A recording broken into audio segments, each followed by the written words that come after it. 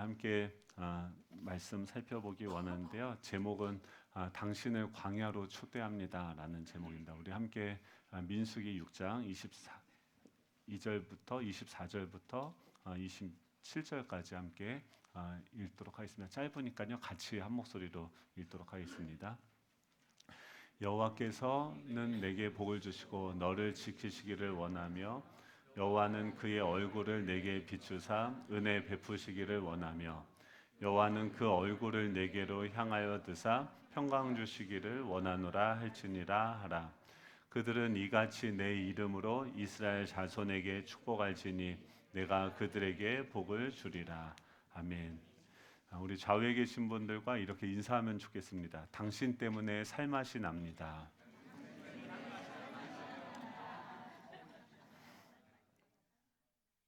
한 번 더 할까요?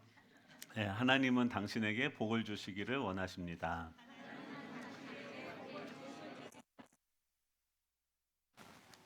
네, 우리 방금 이제 옆에 있는 분들한테 그렇게 인사를 했어요. 당신 때문에 살맛이 납니다라고 이야기했습니다. 옆에 있는 사람이 뭐 부모일 수도 있고 가까운 사람일 수도 있는데 그런 얘기를 들었을 때 누군가가 저한테 그러는 거예요. 당신 때문에 살맛이 납니다. 또 교회 오면 막 그러죠. 사람들이 막 해맑게 웃으면서 우리를 축복합니다. 당신은 하나님의 사람입니다. 뭐 이렇게 축복을 하면 그때 여러분 마음 속에서는 어떤 감정이 올라오십니까? 긍정적인 감정이 올라오십니까? 아니면 부정적인 감정이 올라오십니까?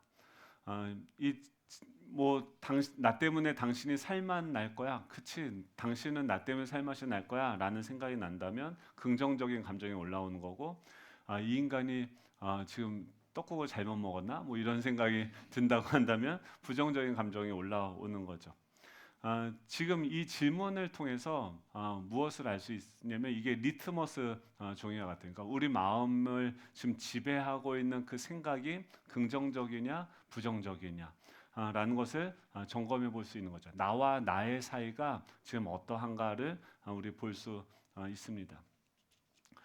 마치 이 컵 안에 물이 담겨져 있을 때 물을 따르면은 이게 물컵이 되어지고 따르면은 물이 나오는 것처럼 우리 안에 무엇이 담겨져 있느냐에 따라서 어떤 이야기를 들었을 때 우리 마음속에 들어있는 것들이 나오게 되어지는 거죠.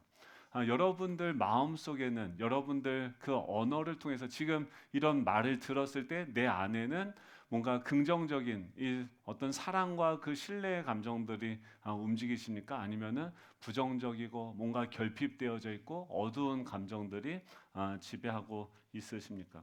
지금 오늘 여러분들을 광야로 초대합니다라고 지금 말씀을 드렸는데 지금 이스라엘 백성들이 어디 있냐면 광야에 있습니다. 광야는 어떤 곳이냐면 지금 애굽의 바깥입니다. 즉 그 당시 사람들을 지배하고 있던 애굽이라고 하는 시스템이 있었어요. 그들의 생각과 그들의 언어와 그들의 행동 이면에 있는 어떤 시스템들이 있었는데 지금 그들은 어디 있냐면 그 애굽 안에서 살다가 애굽 바깥으로 왔다라고 하는 것이죠. 지금 이 광야는 어떤 곳이냐면 하나님께서는요 우리를 광야로 부르세요.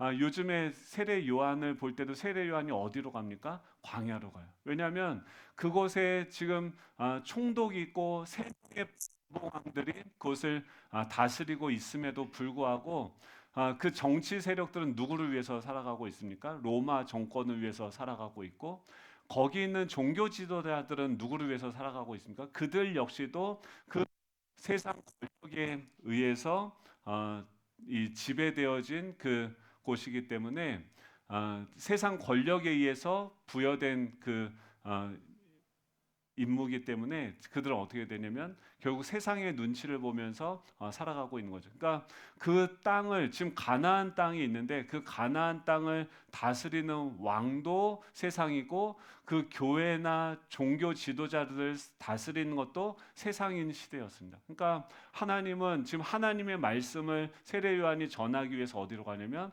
그 세상의 지배 바깥으로 나아가서 광야에서 외치는 자의 소리가 되어지는 거죠.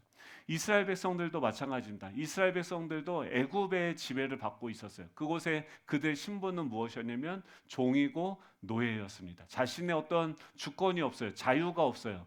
그냥 세상이 요구하는 대로 주는 생각대로 살아가던 그런 신분이었어요. 그런 그들을 그들의 시스템에서부터 꺼내 나오는 것이 바로 광야입니다. 여러분 오늘 이 광야에서 우리 광야는 어디냐면 내 생각의 바깥이에요. 내 감정의 바깥이에요. 그 바깥으로 나와서 우리에게 말씀하시는 그 하나님의 음성을 들을 수 있는 시간 되기를 소망합니다. 이 출애굽기 1장 11절에 보면 이 바로의 리더십, 그 애굽에서는 어떤 리더십의 지배를 받았나 보면은 1장 11절이요. 같이 한번 읽어볼까요? 시작. 감독들을 그들 위에 세우고 그들에게 무거운 짐을 지워 괴롭게 하여 그들에게 바로를 위하여 국고성 비돔과 라암셋을 건축하게 하니라. 아멘. 지금 제가 이번에 그 홍콩 가서 사진을 찍어 왔는데요. 작품입니다. 한번 보여주시겠어요? 보이십니까? 네. 이런 곳을 갔습니다, 여러분. 여기 보면은 엄청나게 많은 사람들이 다 뭘 들고 있냐면 스마트폰을 들고 그 스마트폰으로 이 찰나의 순간을 지금 자신이 영원히 기억하기 위해서 담고 있는 거죠. 그 핵심에는 무엇이냐면 디즈니랜드를 상징하는 하나의 거대한 성이 있습니다. 그리고 그 성에는 형형색색으로 그들이 만들어 놓은 스토리들이 계속해서 움직이면서 뭐 이야기들이 여러 가지 시나리오들이 있더라고요. 그것이 계속해서 지나가면서 이 사람도 어떨게요? 그들이 만든 그 이야기를 꿈꾸고 소망하면서 지금 이 디즈니랜드, 디즈니가 만든 그 캐릭터들이 있는 그 나라로 와서 그 순간들, 자신의 소망들을 지금 사진 안에 담으려고 저는 이제 포커싱이 그것을 담는 사람들을 지금 찍은 건데 잘 찍었죠? 네. 제가 이걸 보면서 어떤 생각이 들었냐면 여러분 그들이 지금 와 중국 사람들이 대단하더라고요. 롯데월드보다 훨씬 못해요. 시설이나 시스템이나 이런 것들이 롯데월드가 훨씬 나요. 입장료는 어디가 더 비쌀까요? 디즈니랜드가 훨씬 비싸요. 여기는 다 10만 원 이상을 내야지 입장권이 들어갑니다. 엄청 비싸죠. 들어가도 별거 없어요. 막 멋있는 뭐 이런 것도 없는데 저 마지막에 이 불꽃놀이 하나가 거의 메인이에요. 근데 왜 그리고 식당이 아무튼 중국 사람들이 돈이에요. 빨리 놀이기구 타는 것도 돈을 더 지불하면은 줄 안 서고 탈 수 있는 모든 시스템. 그러니까 완전히 뭐 자본주의도 이런 자본주의가 없습니다. 돈은 하여간 엄청 음료수부터 먹는 것부터 밖에의 3배의 가격입니다. 그러니까 엄청나게 돈을 많이 벌어들이고 있는데 그럼에도 불구하고 그 사람들이 그 값을 지불하면서 저기로 가는 것은 그들 안에 어떤 꿈이 있는 거예요. 소망이 있는 거예요. 그것이 무엇이냐면 그 영화가 디즈니가 주었던 그 비전이죠. 여러분 근데요 그 비전을 꿈꾸면서 겨울 왕국 뭐 겨울 여왕인가요? 아무튼 겨울 왕국이죠. 예. 그거를 1시간 반을 애들이 줄을 서 가지고 그걸 보려고 하는데 그 표정이 어땠을까요? 1시간 반을 기다려요. 좋았을까요? 나빴을까요? 천국이에요.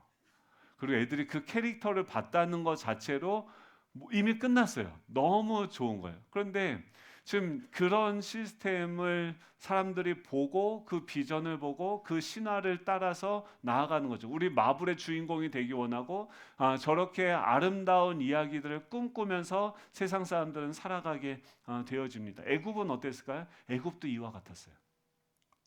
애굽은 어떤 모습이었냐면 지금 그들에게 비전을 제시합니다. 국고성 비돔과 라암셋이라고 하는 너무나도 아름다운 비전을 제시하면서 너희들이 열심히 노력하고 최선을 다해서 내 명령을 잘 따라가면은 너희들은 우리나라는 애굽은 아름다운 나라가 될 것이다라고 그들에게 환상을 심어주고 그것을 위해서 노동하게 하는데 11절 보면 뭐라고 합니까? 감독들을 그 위에 세워요. 사람들 위에 사람들을 세우고 그들에게 무거운 짐을 줘서 괴롭게 하고 그들에게 바로를 누구를 위해서 사냐면 바로를 위해서 지금 국고성 비돔과 라암셋을 건축하게 만드는 거죠. 이걸 보고선요, 그 세상이 그렇죠. 너희들 열심히 각자 여러분들 위해 더 높은 곳으로 올라가고 더 나은 세상을 만들기 위해서 우리는 스스로 괴롭게 하고 스스로 짐을 져서 최선을 다해서 열심히 살아가면 더 나은 세계가 임할 것이라고 이 세상은 이야기하면서 그렇게 모든 사람들이 열심히 일하고 수고하고 노력하도록 만드는 거죠. 근데 제가 이제 집에 왔어요. 집에 와가지고 보니까 우리 막내가 드라마를 보는데 뭐냐면 슬기로운 감방 생활을 보더라고요.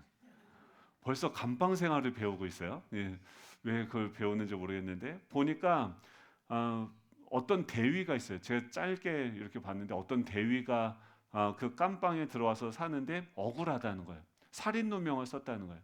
봤더니 그 깜방에 들어온 사람들 한 명 한 명 다 사연이 있는데 물론 흉악범도 있는데 많은 사람들이 사연들이 있어요. 근데 그 대위의 사연은 뭐냐면 그 대위가 있는 그 부대 안에 병장이 하나 있는데 국회의원 아들이에요. 근데 거기에서 실질적인 왕은 누구냐면 그 국회의원 아들이 왕이에요.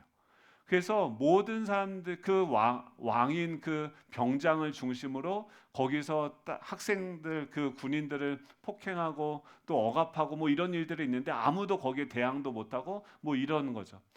결국 그 선임들의 폭력에 의해서 한 병사가 죽게 되어졌는데 아무도 무서워서 그것에 대해서 증언을 하지 않고 결국 대위가 그것에 대한 책임을 물고서 감옥에 오게 되어진 거죠.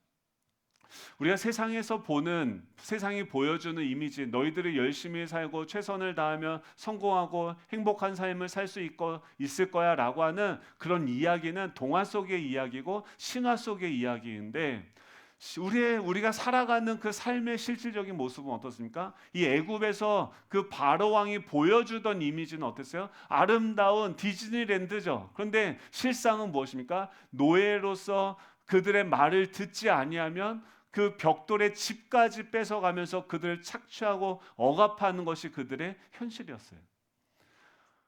여러분, 그 잘못된 리더십은 무엇이냐면 내가 살고 밑에 있는 사람들은 죽이는 거예요. 나보다 더 큰 사람이 없게 만들. 이게 사단적인 사고고 세상의 가르침입니다.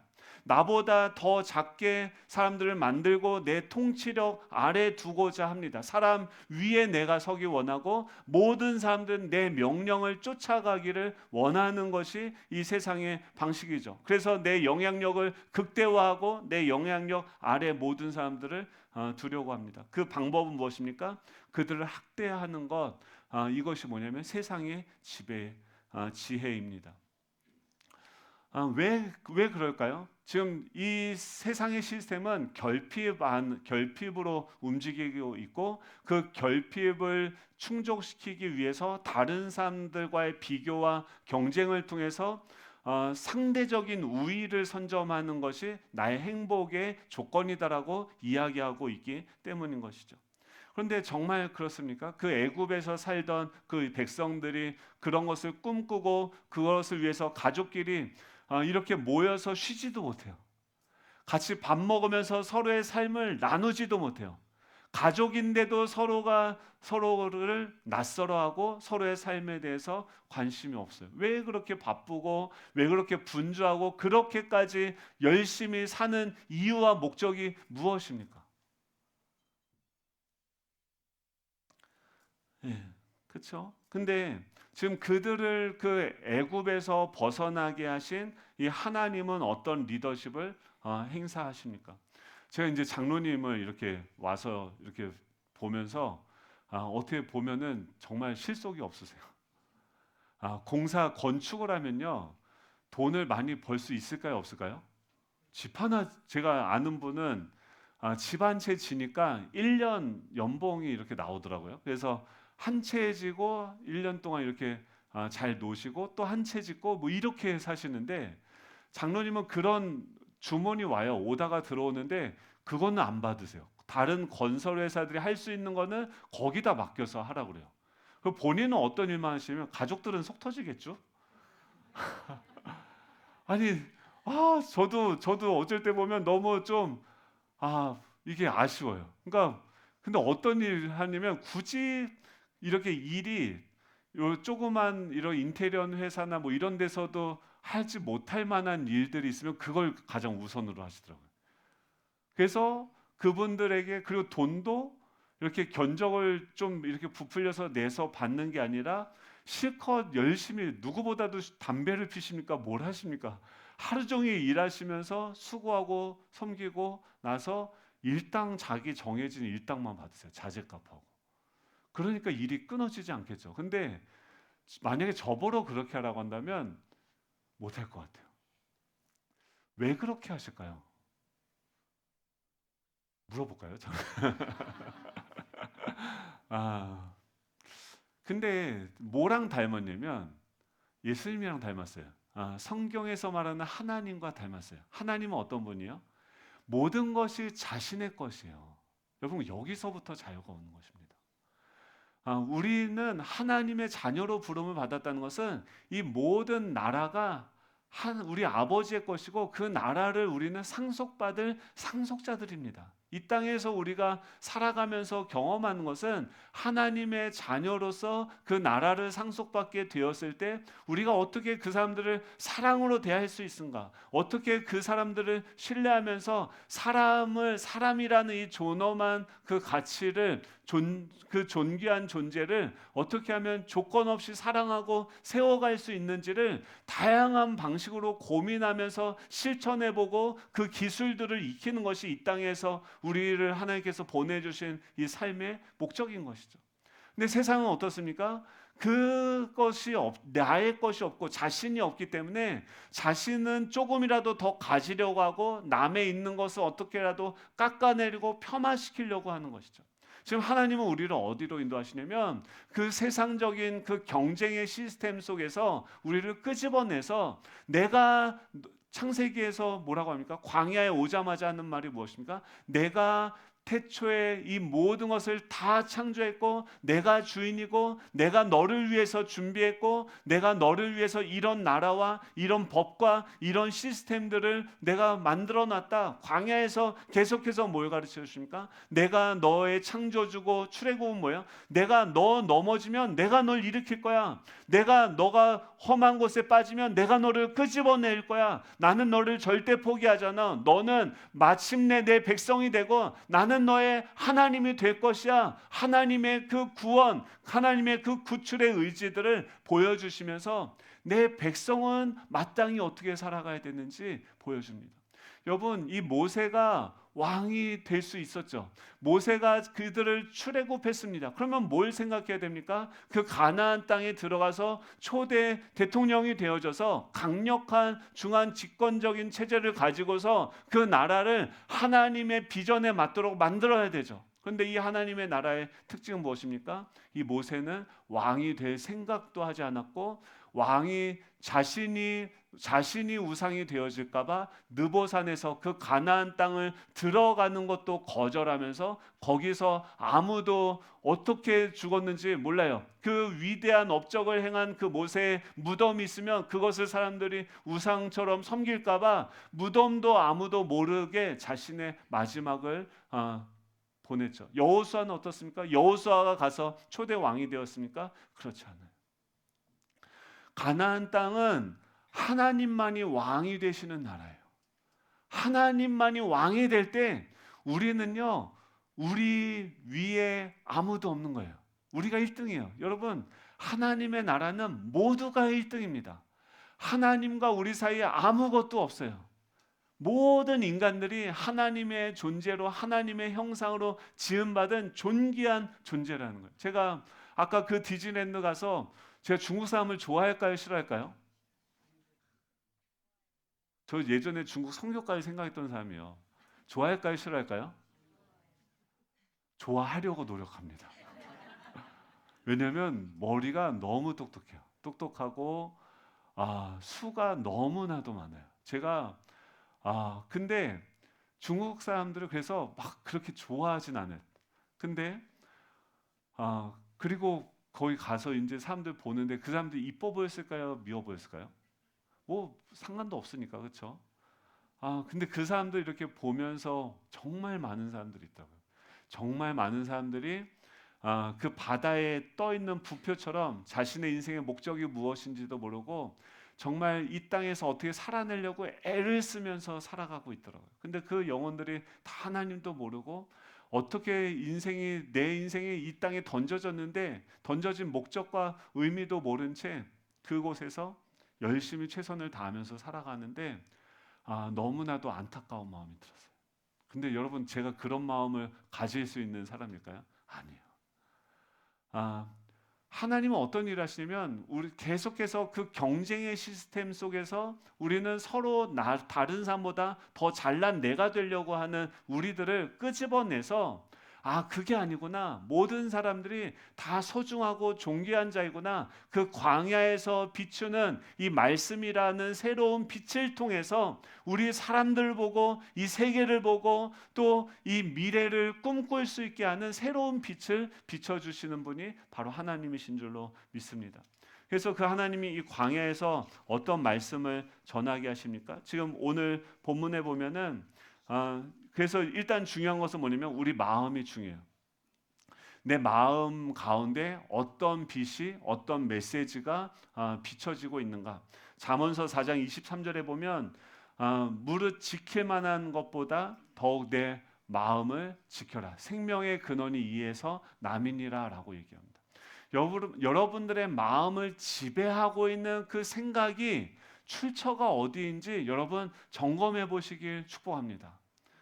예, 이 하나님께서는 그걸 맨날 까먹으니까 제사장들에게 지금 민수기 6장은 뭐냐면 이 광야에서 내가 창세기를 이미 다 얘기했어요. 내가 주인이다. 출애굽기를 얘기했어요. 내가 너희를 끝까지 구원하고 내 백성이 되고 나는 너의 아버지 하나님이 될 것이다 말씀하셨어요. 그리고 레위기를 통해서 내가 꿈꾸는 나의 나라는 이런 것이다 라고 이야기해요. 거기에는 왕이 없어요. 모든 백성들이 평등하고 자유를 가지고 그 사람들의 어떤 능력과 실적, 업적에 따라서 땅을 나눠주는 것이 아니라 은혜로 그들에게 땅을 나눠줍니다. 왜냐하면 하나님이 주인이니까 하나님 맘대로 그 사람들이 살아갈 수 있도록 그 땅을 나눠주고 그들이 거기서 마음껏 도전하고 살아갈 수 있도록 하세요. 실패하면 그들을 다시 사회복지 시스템, 경제회생 프로그램 이런 모든 것들을 레위기에 보면 지금 시스템보다 훨씬 더 나은 시스템들이 어떻게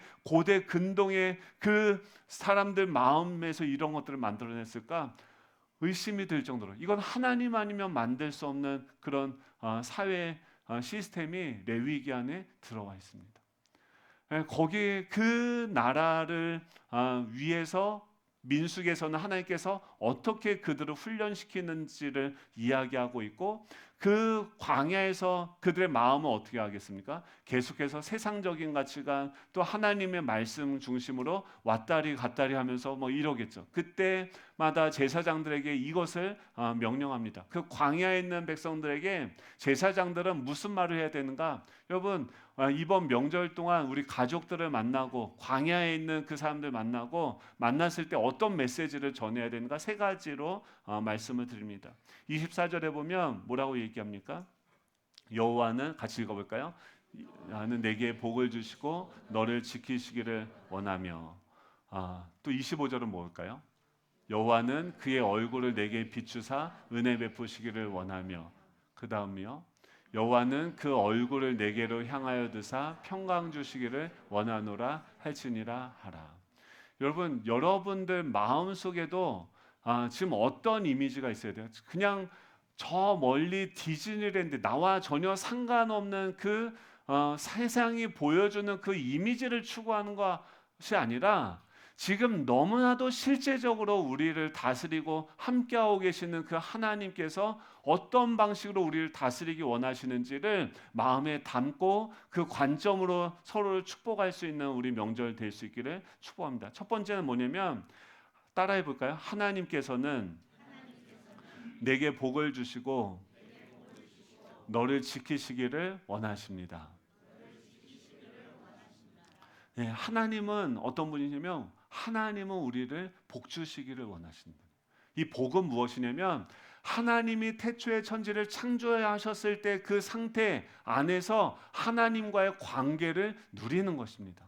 하나님이 물질의 주인이세요. 하나님이 건강의 주인이세요. 하나님이 관계의 주인이세요. 하나님이 모든 것의 주인이세요. 그 주인이신 하나님과 온전한 관계로 들어가게 되어졌을 때 하나님은 그 물질을 주시고 관계를 주시고 건강을 주셔서 그 모든 것들을 가지고서 하나님을 닮아갈 수 있도록 하나님의 자녀로 변화되어질 수 있도록 성장할 수 있도록 우리를 만들어 가시는 것이 바로 복입니다.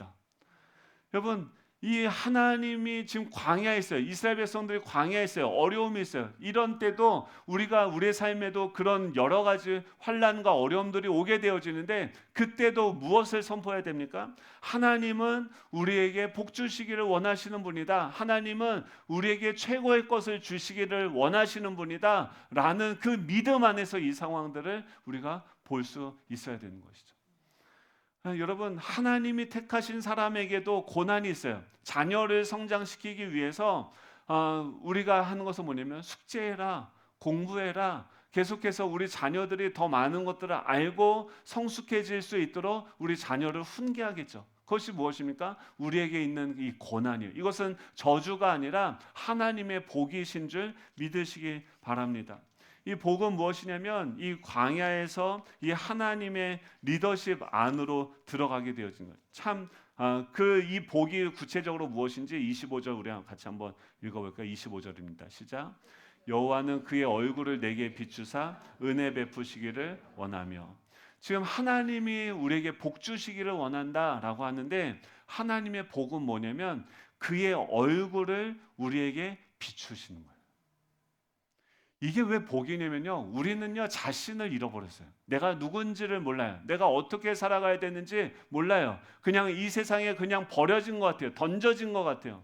근데 하나님은요 그렇게 무책임하게 우리를 세상에 던져내신 것이 아닙니다.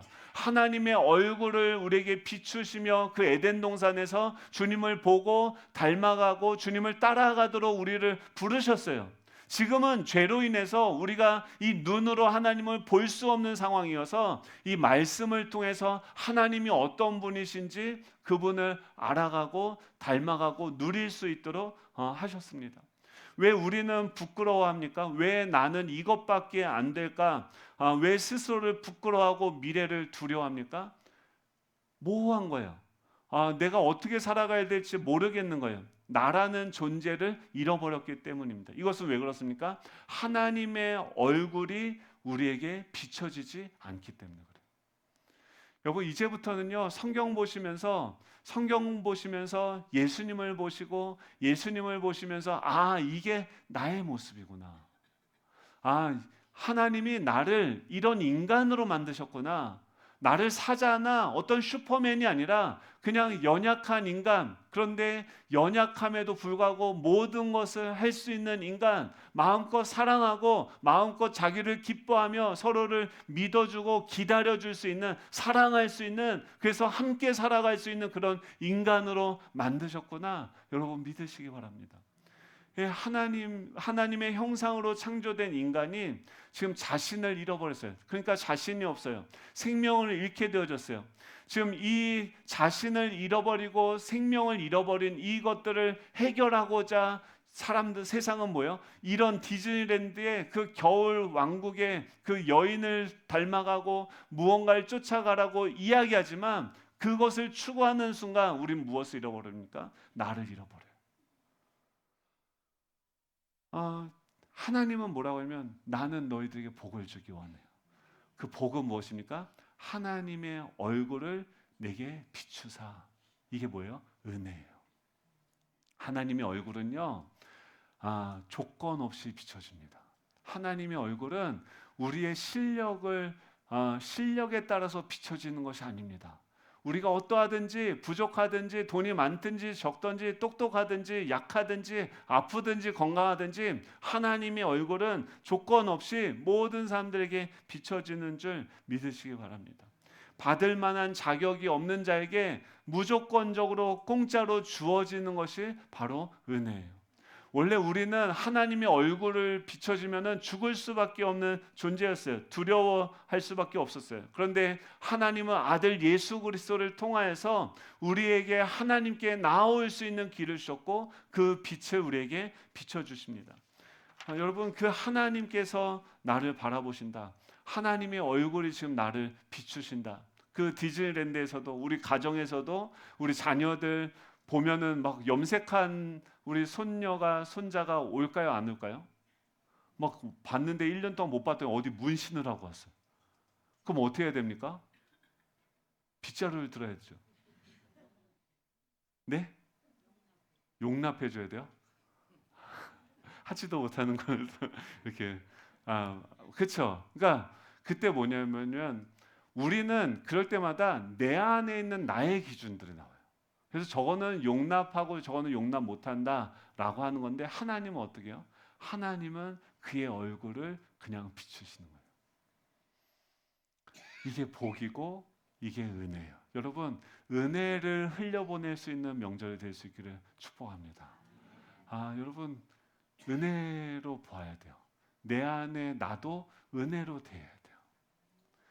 그래야 그 사람들도 은혜로 대할 수 있어요. 마지막 세 번째는 무엇입니까? 그 얼굴을 내게로 향하여 드사 평강 주시기를 원하신다. 평강은 무엇입니까? 그 하나님이 지금 모든 땅에 은혜를 비춰주시고 있어요. 믿는 자든 믿지 않는 자든 또 가난하든 부하든 모든 사람들에게 은혜를 비춰주고 있어요. 그런데 그 하나님의 얼굴이 지금 어디를 너에게로 향하여 드신다라고 이야기합니다. 하나님은 그냥 얼굴을 한번 비춰주고 끝내시는 분이 아니라 지금 하나님께서 우리를 나의 인생을 주목하여서 지금 바라보고 계시다는 거예요. 제가 지금 홍콩에 가서 있는데 제 마음은 계속 어디 있어요? 홍콩을 갔을까요? 안 갔을까요? 홍콩도 갔어요. 갔는데 저희 막내가 자전거를 타다가 넘어졌대요. 그러니까 계속 마음이 어디로 가요? 막내한테 가요. 이게 뭐예요? 부모의 마음이죠. 사람들이 여기 아무리 많아도요, 우리는 누굴 찾습니까? 자녀를 찾죠. 사랑하는 사람을 찾죠. 그곳에 우리의 마음이 향하는 거죠. 하나님의 얼굴이 은혜가 지금 이 땅 가운데 다 비추는데 지금 무엇을 보고 있습니까? 우리를 주목하여서 보고 계시는 거죠. 그 말은 뭐냐면 우리의 머리털까지도 세신바 되시고 우리의 앉고 일어섬, 우리의 생각과 우리의 마음도 다 아신다는 거예요. 여러분들이 벌써 여러분들의 삶을 평가하지 않을 수 있기를 축복합니다. 여러분들이 여러분의 삶을 이미 결론 내지 않기를 축복합니다. 하나님의 관점이 우리의 결론이 돼야 되고 하나님의 인도하심이 결국은 우리의 인생의 완성이 되어질 거예요. 지금은 저 사람이 이해되어지지 않고 내가 용납하기에 너무 힘들다 할지라도 그것은 내 그릇이 작아서 그런 것이지 그 사람이 잘못된 것이 아닙니다. 하나님의 얼굴이 우리에게로 비추신다라고 하는 것은 뭐냐면 그 하나님이 지금 나를 보고 있구나. 하나님이 지금 나를 아시는구나. 나와 함께 하시는구나 라는 것을 깨달을 때 우리 마음은 어떻게 됩니까? 평강이 주어져요. 여러분, 사도 바울도 편지 쓸 때마다 뭐라고 이야기합니까? 로마서 1장 7절인데요. 같이 한번 읽어볼까요? 로마서 1장 7절입니다. 읽어볼까요? 시작. 로마에서 하나님의 사랑하심을 받고 성도로 부르심을 입은 모든 자에게 하나님 우리 아버지와 주 예수 그리스도로부터 은혜와 평강이 있기를 원하노라. 아멘. 지금 뭐라고요? 사도 바울이 편지 쓸 때마다 그의 입술을 통해서 뭐가 흘러가요? 하나님 우리 주 아버지께로부터 은혜와 평강이 여러분들의 있기를 축복합니다. 여러분, 그렇게 축복할 수 있는 27절에 보면 뭐라고 얘기합니까? 같이 읽습니다. 시작. 그들이 이같이 내 이름으로 이스라엘 자손에게 축복할지니 내가 그들에게 복을 주리라. 지금 하나님 뭐라고 약속하셨어요? 너희들이 내 이름으로 이스라엘 백성들을 축복하면 누가요? 하나님이 그들에게 복을 주신다. 어떤 복이에요?